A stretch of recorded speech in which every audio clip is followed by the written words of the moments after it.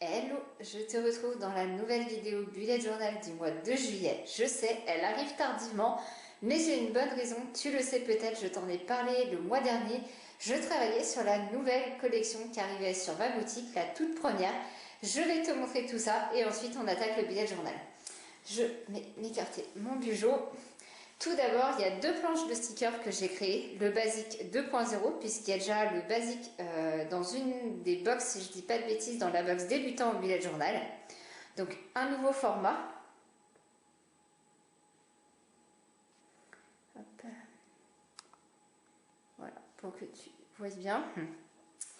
Ensuite, on va avoir une planche temps pour soi déco, un petit peu avec des fleurs, notamment les jonquilles de mois de juin, et quelques planches de sport, de bouteilles d'eau, de méditation, de yoga, tapis de sport. C'est toi qui vois, tu l'interprètes comme tu voulais, mais j'avais envie, voilà, qu'une petite planche pour que tu prennes soin de toi et que tu décores ton bullet journal, ou ton carnet, ou autre. Ensuite, on a le bloc-notes tout doux qui refait son apparition avec une nouvelle formule entièrement lignée. Cette fois-ci, il n'y a pas l'option vierge. Et les fleurs sont dessinées à l'aquarelle. Je ne sais pas si tu vas pouvoir bien voir le rendu. Voilà. Donc tout doux est de retour sur la boutique dans une nouvelle coloris. Avec lui, pour t'organiser plus sereinement, plus précisément, le planeur journalier est un indispensable. Moi-même, je l'utilise de temps en temps en plus du bullet journal, où tu as la date, ta priorité du jour, ta to-do list que tu peux remettre ici, des choses importantes à noter. Je t'ai mis quelques petites lignes pour un moment gratitude. Ça fait toujours du bien de se poser en fin de journée et de voir qu'est-ce qu'on a bien fait dans la journée pour voilà, s'apporter de la joie, du bonheur, de la bonne humeur. Et à côté, une ligne de temps, comme ça tu peux mettre en fonction des horaires, ton emploi du temps, ta to-do list du jour. J'espère qu'il te sera très utile. Avec ça, j'ai voulu deux nouveautés, notamment en aquarelle. Je me suis remise à l'aquarelle au mois d'avril et ça me paraissait du coup indispensable de te mettre des produits plus pour ton bien-être, te créer un environnement de travail sain, productif, voilà, zen, cocooning, chaleureux. Tout d'abord, tu as un marque-page qui peut te servir dans ton bullet journal, dans ton carnet de voyage, de dessin ou tes lectures si tu es fan de lecture. Donc c'est fait à l'aquarelle, c'est imprimé sur du papier d'art. Je ne sais pas si tu vas pouvoir voir à la caméra, mais c'est imprimé sur du papier d'art. C'est en gros l'imitation aquarelle. C'est super joli, j'aime beaucoup le rendu. Et pour aller avec ça, des monogrammes. Donc là, tu en as 6 au choix avec la lettre A, tout d'abord, que j'ai faite pour ambition. Il est important de se forger des petites ambitions dans la vie pour aller de l'avant. J'ai voulu importer aussi le C pour la confiance. Qui sait qu'on a combien besoin de confiance en nous. Donc le petit C. Tu vas pouvoir aussi retrouver, si tu as des proches à qui tu veux les offrir, le J. Voilà, pour la joie, joyeux. Ça peut être Jérémy, Julie, à toi de voir à qui ce J pourrait servir. J'ai également importé le L, comme Laure, Lucie, voilà. Un très joli L en monogramme. Tu vas retrouver également sur cette première collection le S de Cindy, bien sûr. Il fallait que je mette mon S, mais aussi de sérénité, parce que c'est bien beau d'avoir des ambitions, de la confiance. Il faut aussi que le tout se fasse en sérénité. Et enfin, une dernière lettre, le T, comme Thierry, si tu veux. Voilà, comme mon papa. Donc voilà, j'espère que ces 6 monogrammes, il y en a un qui te plaira, que tu pourras faire ta petite sélection. Je te remets le lien de la boutique en barre d'infos. Tout est dispo à l'unité, mais également en enveloppe box complète. Si jamais tu craquais sur tous les produits, la box te revient un peu moins cher que d'acheter tous les produits séparément. Voilà, j'ai créé les deux pour que ce soit plus simple pour toi. J'espère que cette petite nouvelle collection te plaît. N'hésite pas à me faire ton retour en commentaire, à me dire ce que tu en penses et ce que tu aimerais voir pour la prochaine qui sortira fin septembre du coup. Voilà, et on passe tout de suite au bullet journal. Donc, je suis toujours dans le carnet organisé tempête des astuces de Margot. Hop. On va partir sur une thématique un peu marine. Je suis bientôt à la fin, je pense que c'est peut-être le dernier mois ou août que je serai dedans, juillet-août, mais après je pense que je vais switcher de carnet pour septembre.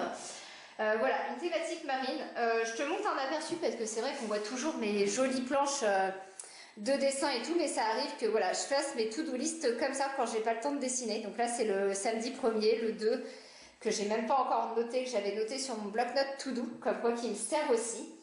Pourquoi la thématique marine? Tu vas le voir tout à l'heure, mais j'en avais déjà fait une à l'époque. Je te remettrai la vidéo dans le petit si ça t'intéresse. Et j'avais fait pas mal de planches de stickers, notamment la planche coraux, la planche baleine et orque avec les petites étoiles de mer, une planche hippocampe et tortue, et également ma préférée, la planche coquillage que je compte bien réutiliser dans cette mise en page. Je te montre ça, donc je te laisse avec la suite en musique et je te dis à tout à l'heure.